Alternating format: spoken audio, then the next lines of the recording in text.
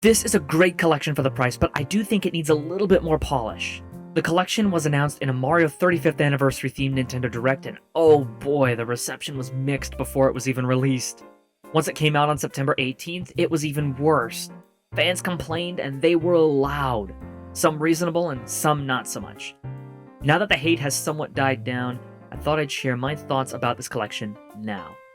The collection contains 3 of Mario's best 3D adventures: Super Mario 64, a landmark, Super Mario Sunshine, the forgotten classic, and Super Mario Galaxy, to some the greatest Wii game of all time. All of them are emulated and work wonderfully, but just feels a bit off, especially in Mario 64's case. Speaking of which, Mario 64 is not only running at 720p for some reason, it's also based off the Shindopak Tao version of the game, which is essentially an enhanced bug fix to the original game, released 1 year after the original Japanese version of the game. It basically included a lot of the fixes that the international version of the game received.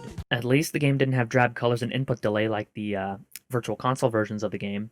The Shindo version also removes the backwards long jump, a speedrunning technique that gives you so much speed you can pass through certain triggers and solid walls like a fat Italian bullet from Brooklyn. I'm not really losing sleep over this exclusion, to be honest, mostly because there is a technique that can only be found in the Shindo version of the game. I mean, granted it takes longer, but it does the same thing as the butt slide. And yes, that's what it's called in Japan. I wish I was making that up. Otherwise, it's still Mario 64 at its core. Let's move on. Sunshine is the only retro Mario game in the collection to run in widescreen. And yeah, the controls also had to be changed because digital buttons.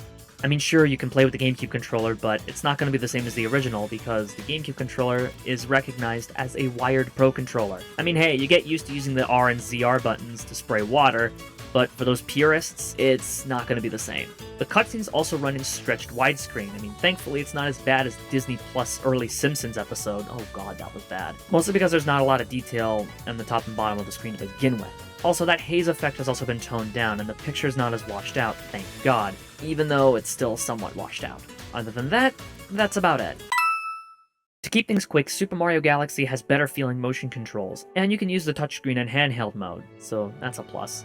You can also press a button to spin like in the NVIDIA Shield release of the game, in case you don't feel like moving your controllers up and down and all around. This also works with other actions as well. You can also activate Co-Star via the menu, and it might be a little strange since it uses motion controls instead of an actual pointer, but hey, you'll get used to it, just like everything in this collection. Other than those changes, it's still the same gorgeous looking Wii game from 2008, now running in HD. Seriously, this game actually still looks great even today.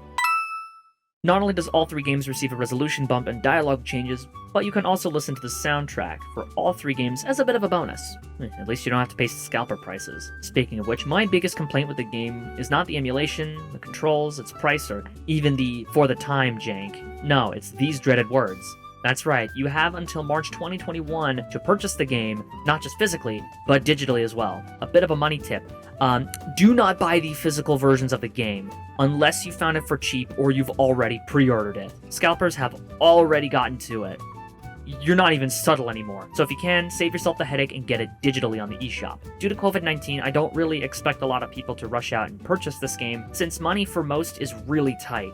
And because of this limited release practice that they're going for, people won't be able to get this collection ever. If you're watching this video after March 31st, 2021, just emulate all 3 of them. People have done it for years, so who cares? Honestly, I do think these games would have benefited from a native port similar to the Mario 64 PC port that actually ended up getting DMCA'd by Nintendo, so yeah, that's pretty bad. But hey, I'll take what I can get here. And by the way, now's a good time to remind you that Nintendo actually owns the source code, so what's stopping them from natively porting these games over to the Nintendo Switch? At least you can finally play all 3 of these games on the go with no compromises. For those watching in the now, however, get the game digitally. Otherwise, you're not really missing out on much. Don't let that fear of missing out get to you.